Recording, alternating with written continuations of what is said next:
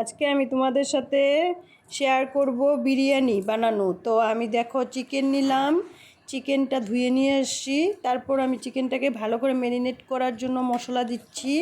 তো হলুদের গুঁড়ো, জিরের গুঁড়ো, লঙ্কার গুঁড়ো, নুন, চিনি সব দিয়ে দিয়েছি।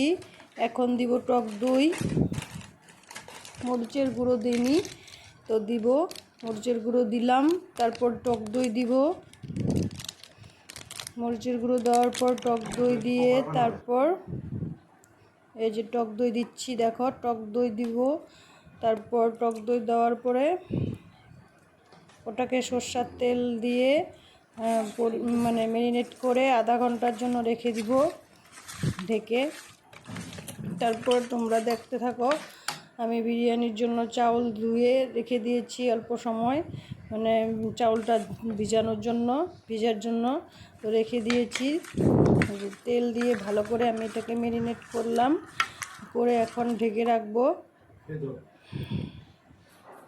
ম্যারিনেট করা হয়ে গেছে। এখন যে গরম জল উতলাইতেছে ওটার মধ্যে গরম মশলা দিয়ে চাউলটা ভিজিয়ে রেখেছিলাম এটা ছেড়ে দিলাম। হ্যাঁ, তারপর যখন চাউলটা আধা ফুটবে তখন আমি ভাতটা নামিয়ে নিব। তো এই যে দেখো চাউলটা ফুটতেছে, ভালো করে ফুটেনি, এখনও ফুটবে। তো এই যে ভাত হয়ে গেছে।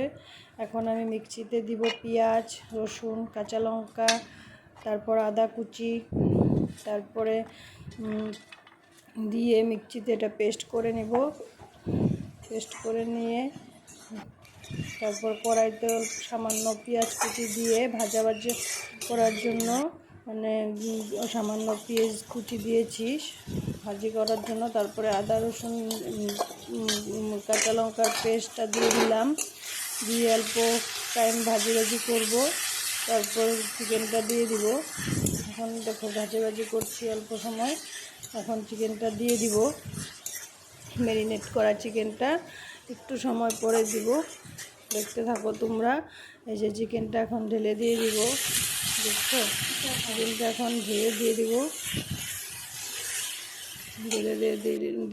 ঢেলে দেওয়ার পর এটা অল্প নাড়াচাড়া করব, করে তারপর ঢেকে দিব জল বের হওয়ার জন্য। ভালো করে সিদ্ধ হইতে হবে, ভালো করে সিদ্ধ না হলে বিরিয়ানিটা ভালো হবে না।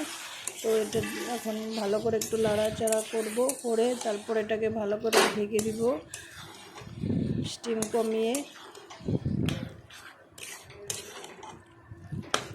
কমিয়ে দিয়ে ঢেকে দিয়েছিলাম। তো দেখো আমার মাংসটা কত সুন্দর কালার হয়ে তেল উঠেছে আর সিদ্ধ হয়ে গেছে প্রায়। এখন আমি তারপর নামিয়ে নিয়েছি। তারপর সসপ্যানে তেল মাখে, সামান্য তেল মেখেছি যাতে লেগে না ধরে। তো আমি এখন এটার মধ্যে অল্প ভাত দিয়ে দিলাম, দিয়ে এখন মাংসটা দিয়ে তারপর আবার ভাত দিয়ে দিলাম। ভালো করে দম দিতে হবে, তো এর জন্য ভাত দিয়ে সুন্দর করে পেঁয়াজ বেরেস্তাগুলো ছড়িয়ে দিয়ে বিরিয়ানি মশলা দিয়ে দিলাম। বিরিয়ানি মশলা উপর দিয়ে ছিটিয়ে দিয়েছি, দিয়ে তারপর আমি এটাকে ভালো করে দম দিব। দেখো তোমরা, তাওয়া একটা হিটে গরম বসিয়ে রেখেছিলাম। তারপর একটু গরম হওয়ার পর সসপ্যানটা বসিয়ে দিয়ে দম দিয়েছি। এখন নামিয়ে ঘি ছিটিয়ে দিয়েছি। এই যে আমার বিরিয়ানি। দেখো তোমরা বিরিয়ানিটা আমার কেমন হয়েছে তোমরা বলো, যদি ভালো লাগে লাইক কমেন্ট করো।